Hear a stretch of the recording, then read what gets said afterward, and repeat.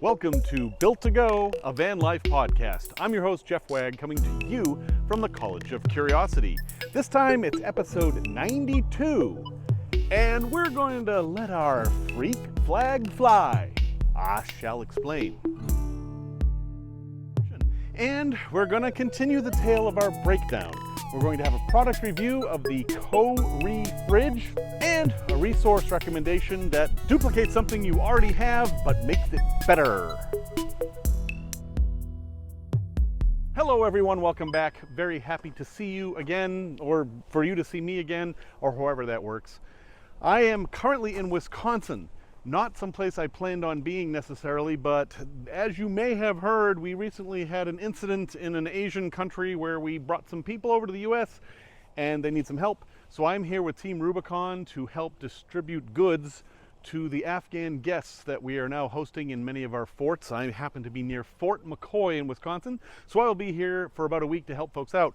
But that doesn't mean the show stops. We have to keep on going. As you can see behind me right here, that's my ambulance, and it's kind of blank. I mean, look at the poor thing. Is it an ambulance? Is it something else? What is it? It's got lights, but it kind of doesn't. It doesn't have any signs. It's a poor, confused vehicle, and well, it needs some help. Now, my other van that I built out, Kohree, the NV200, I was definitely looking for stealth. I wanted to be able to park anywhere at any time, and I wanted that van to be completely ignorable. And I'm still a big fan of stealth. But with this thing right here, stealth is kind of out of the question. Not only is it bigger, I mean, we're talking about a high-top Sprinter here with bright red stripes down the side and lights on it and vents and, well, heck, it's memorable, it's noticeable, it is anti-stealth. So I'm thinking, screw stealth, let's let the freak flag fly. That's right, I am going to announce to the world that I'm in this thing, and the world can just deal with it. I am going to somehow either wrap it or paint it or something to get decals on the side advertising that I am doing the College of Curiosity thing. I am doing Built to Go. I have a YouTube channel, I have a podcast and Instagram and whatever the heck else they come up with in the meantime. Why not? Why not? If I can't hide, well, I might as well announce myself. And I think that is a totally valid approach. There is no reason to do stealth unless you want to. I mean, stealth is great. I loved being stealth.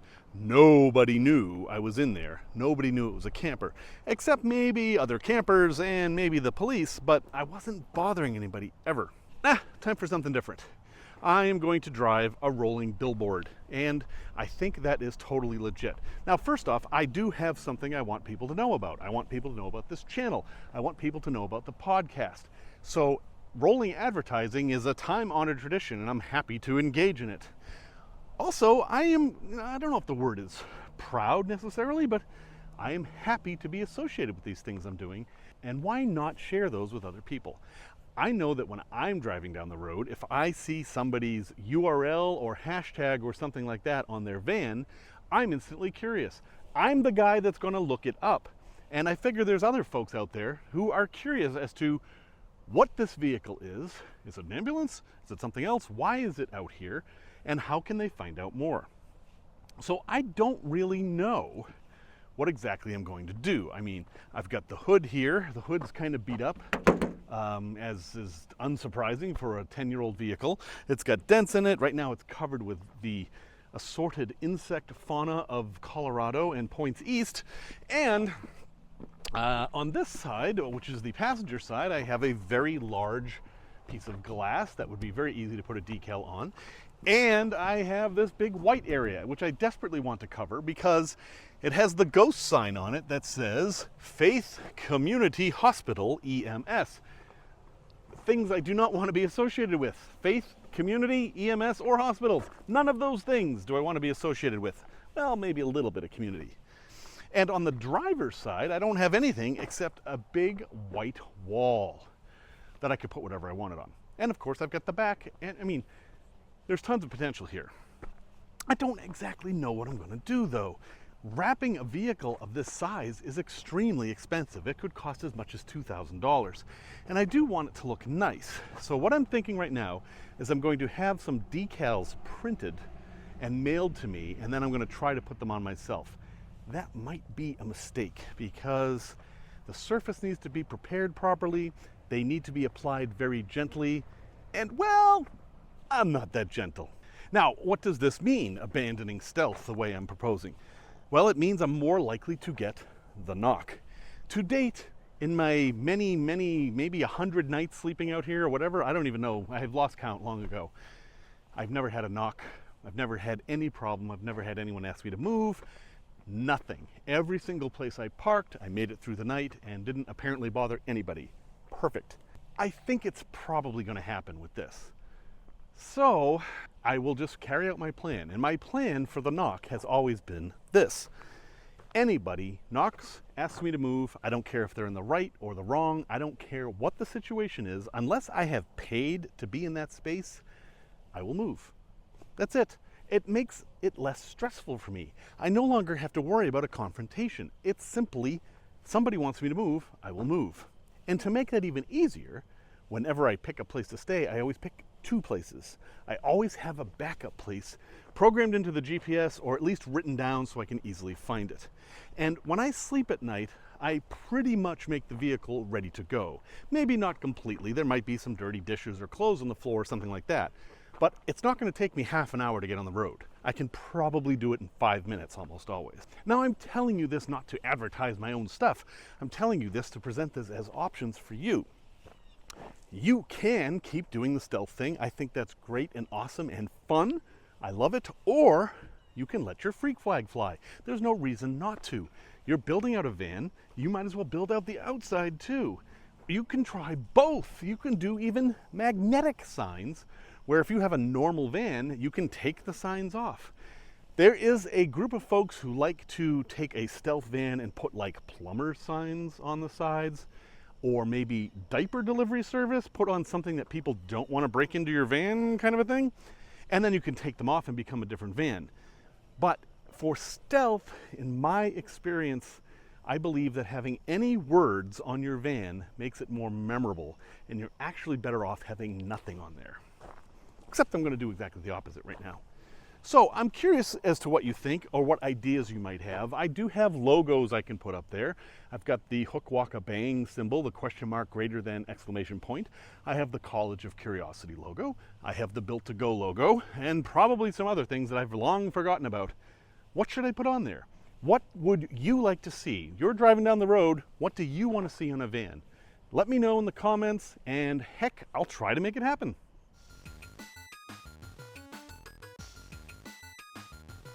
Tech Talk. What if you had a van with no insulation? Well, I've talked a lot about insulation on the podcast, and insulation is one of these topics that as soon as you say anything, somebody's going to be mad at you. No, you can't do that. No, you can't do that. You have to use this. You have to do that. People get so passionate about something like this. You have to insulate or your van will be useless. Or some people say that if you're in a warm climate, insulation is bad and you don't want it. Well, there's actually something to that theory. Think of it this way. Insulation doesn't keep your van cool, nor does it keep it warm. What it does is slow down the transfer of temperature from the outside of the van to the inside. That's all it does. It slows the rate at which your van will reach equilibrium with the environment. More insulation, more time. So if it's warm in your van and it's cold outside, the more insulation you have, the warmer it will stay inside, and vice versa in the summer. But as we know, in the summer, air conditioning is a very difficult problem. And this is what happens, and this happened to me in my other well-insulated van.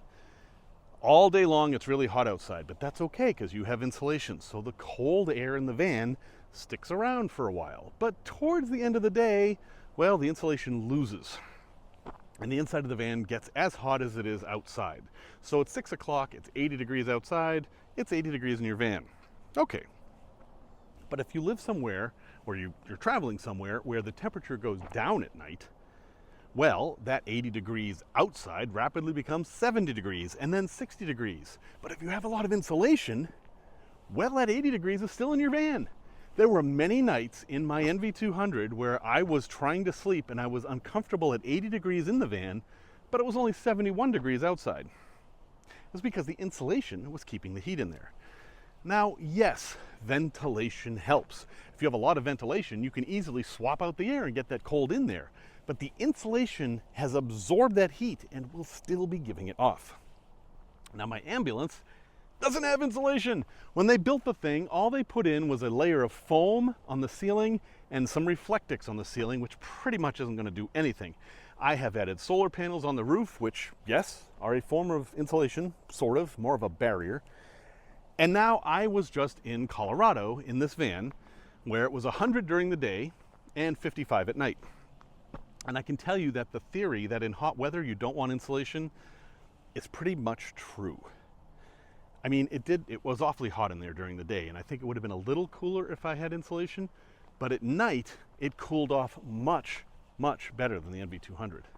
So in an ideal situation, you would have insulation you could remove in the summer or put in the winter if you don't have air conditioning. And well, that's kind of what ventilation is. So no matter what, you want a lot of ventilation. But if you're going to be strictly in hot climates, you may not want to spend any time or money on insulation. You can actually get away with it.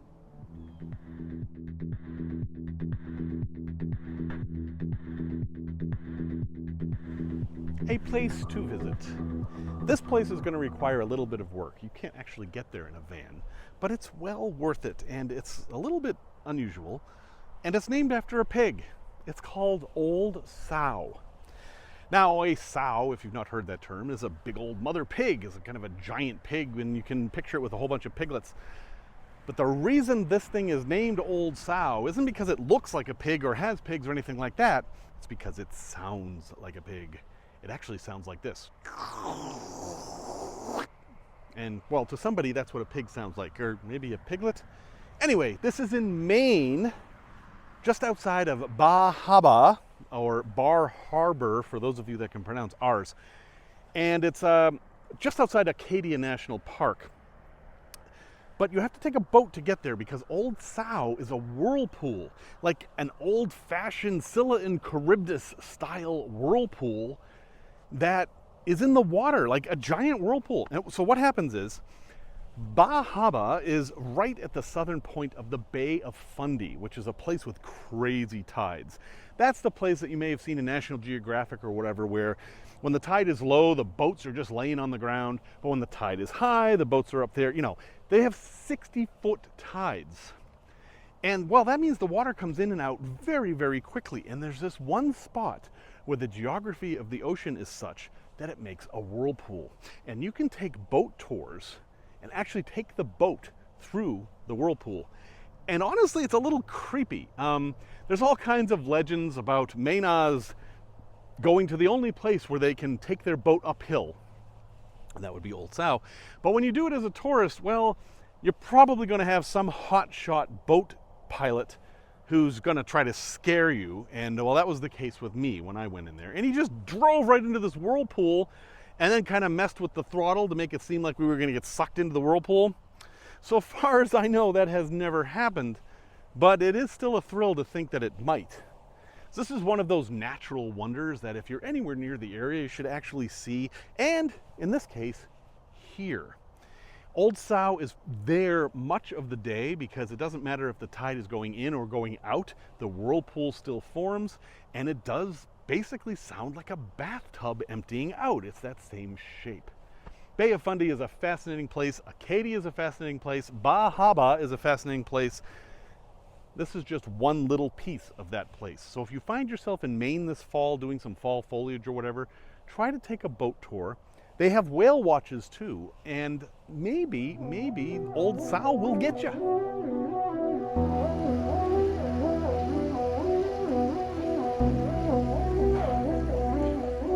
Tales from the road. Well, I kind of left you with a cliffhanger last time. I was broken down on the side of the road. I wasn't even on a road. Actually, I think I was technically in Mosca, Colorado. It was right outside the Great Sand Dunes. If you ever go down, there's a big long road that goes to the sand dunes. I was broken down there. I had a bad pipe hose, and I had no way to get a new one. Well, now I'm in Wisconsin, so clearly I found a way out of that problem. As I was talking about troubleshooting and all that, how did I get out of it? Well, I figured that I could drive the vehicle, limp along to a place where I could get a delivery of the hose. I have good friends in Colorado Springs. In fact, that's where I was going anyway. So I decided to mail the part to them. And I used Rock Auto for this because they were the ones who were able to expedite the part shipping. Amazon would have taken 10 days. The Mercedes dealer was something in weeks. It was insane. And Rock Auto could do it in 2 days. So I ordered it from Rock Auto. I did not get the cheapest one. I did not get the most expensive one. I got one right in the middle, looked like decent quality, paid 25 bucks to have it expedited, well worth it, and had it shipped to my friend.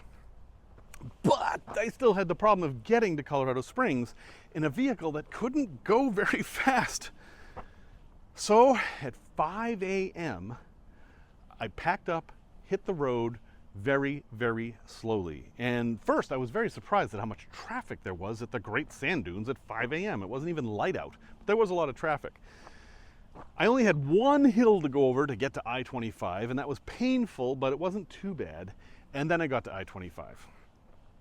And then I was kind of okay because I-25 has a lot of lanes. So even though I was going incredibly slow, I was doing 20 miles an hour at some points going up hills, there was space for people to go around me. So every time I fell below 50, I hit the hazard lights. Truckers understood because they run into this all the time, and I just crawled up. But I was a little worried about the van because it was doing unusual work, so I stopped often and let it cool off. Sprinters don't have any gauges. I don't know why. You can't tell the temperature without a scanner. Seems silly to me, but I didn't want to take any chances. And I did make it to Colorado Springs. I did 140 miles in 7 hours. Certainly not the greatest time I've ever had, but I got there, and when the part came, it took me 3 minutes to put it in, and then everything was fine. In fact, it's better than fine. That hose may have been leaking for a long time because my van seems to have a whole lot more power now. So the moral of this story is, I feel like every tale has to have a moral. The moral of the story is, still don't panic. There is a solution to every breakdown situation in the world. I got lucky. I was able to diagnose the problem, and I was able to use the resources I had to fix it. But I wouldn't have been able to do those things if I'd panicked.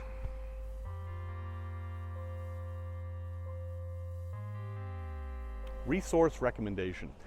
I was driving back to Chicago from Colorado, and I noticed that I had my phone hooked up on my dashboard right next to my big 9-inch screen, or 10-inch screen, I think it is, with CarPlay on it.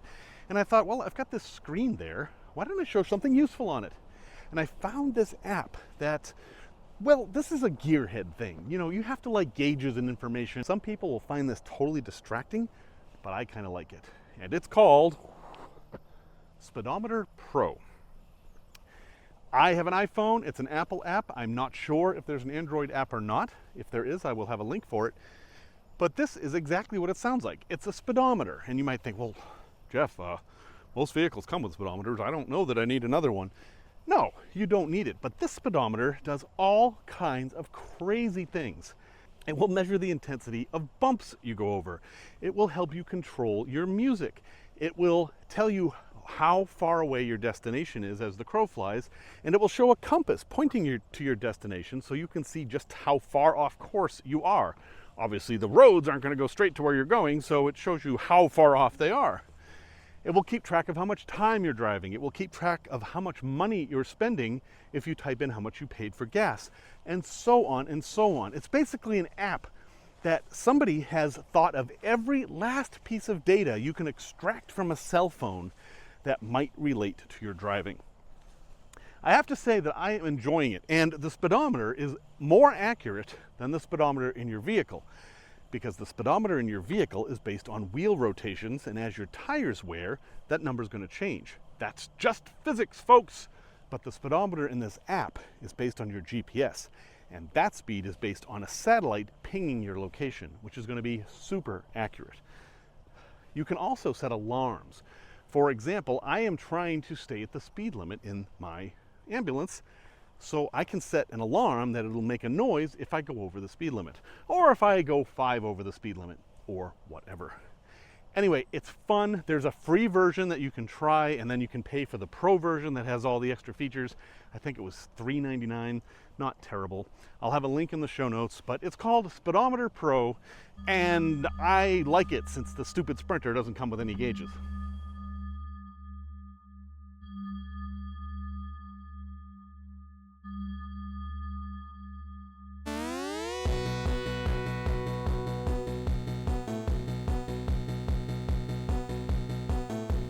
Product review. I am going to review the Kohree, Kohree 53-liter fridge, which I bought because it was on sale and put in my van because I figured, hey, I've got a lot more space now so I can have a bigger fridge. And well, it's bigger, but it's honestly too big because it's very tall. Now, a standard for tallness for a refrigerator is, can you sit on it comfortably? Because, hey, we're doing double duty for everything here, right?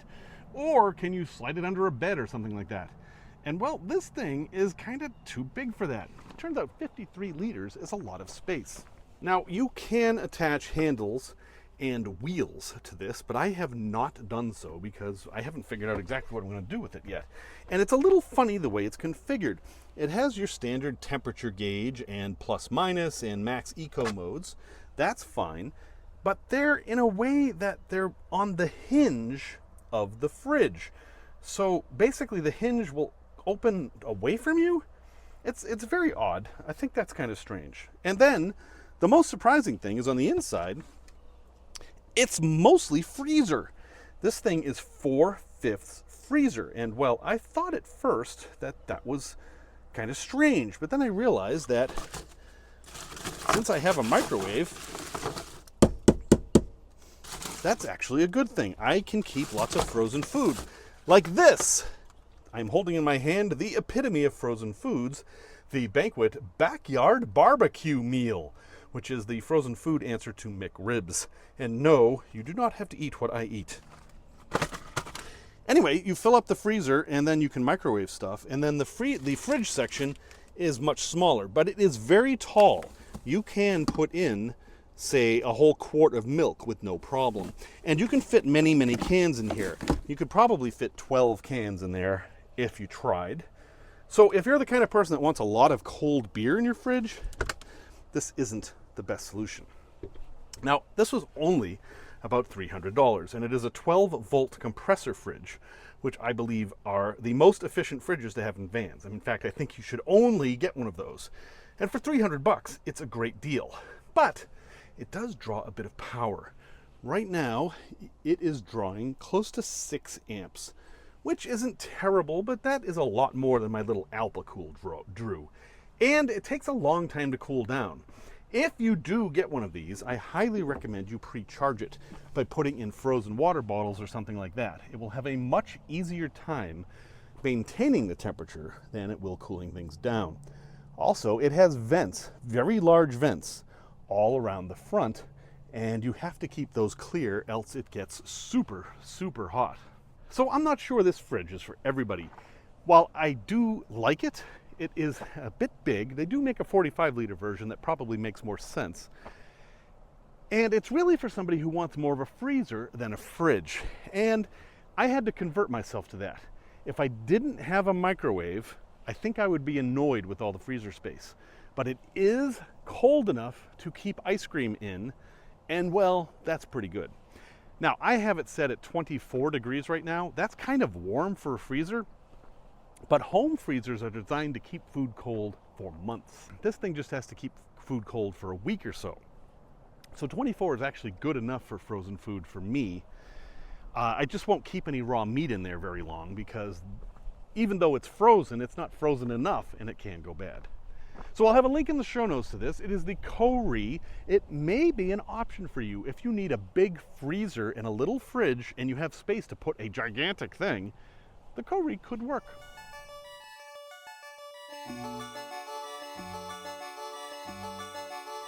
Q&A. I had a conversation with someone recently about the best way to attach wires in a vehicle. Now, vehicles have different requirements than at home. Not only do you have the DC-AC thing, which isn't that much of an issue for connections, but basically stuff in your house doesn't move and stuff in your van does. So while in your home, it's okay to use solid wire, Romex in some places, or just strips of solid wire running conduit, if that's what the code is, as it is in Chicago. In a van, you want stranded wire because stranded wire is flexible. It can handle vibrations and moving without breaking. So in your home, you might put wires together with a wire nut, but that is not the right solution for a vehicle. If you were going to attach two wires to each other in a van, what you want is called a butt connector. That's right, B-U-T-T connector, because the two wires abut each other basically. They're going butt to butt. It is a very simple thing. They usually come in red, blue, or yellow, and that tells you the size. Red is for very thin wires, 18 gauge, 16 gauge, blue maybe 14, 12 gauge, and then yellow 10 gauge and higher. But you're not going to get too high. 10 and 8 maybe. 4 gauge, you're not going to fit in one of these. You'll have to get a special one that is usually copper. They're pretty simple to use. You strip the wire on both ends just a little bit, put it into the butt connector one at a time, and then you crush the end with a special tool. Yeah, you can use a hammer or something, but you're actually much better off using the special tool. You will get a better crimp. And then you do what's called a pull test. You pull the wires to make sure they don't fall out. And then you can either have already put shrink wrap on the wires and you can heat shrink it, or you can just tape it up, or if it's in a dry location, you really don't have to do anything. But you should know about butt connectors. Butt connectors are a very good thing to know. They're used mostly in vehicles, not so much in houses, and they're fairly inexpensive. I'll have a link in the show notes to more information about butt connectors and where you can get them. But if you need to go buy some, your auto parts store is probably the best place. Well, folks, thanks very much for listening or watching this episode 93. I absolutely appreciate each and every one of you. My goal is to have this video podcast thing perfected by episode 100, so your feedback is super important to me. Please let me know what I'm doing wrong so I can fix it. Music, as always, is by Simon Wagg. And until next time, remember this quote by Helen Keller. Keep your face to the sunshine, and you cannot see a shadow. A new one. Well, now I'm hello.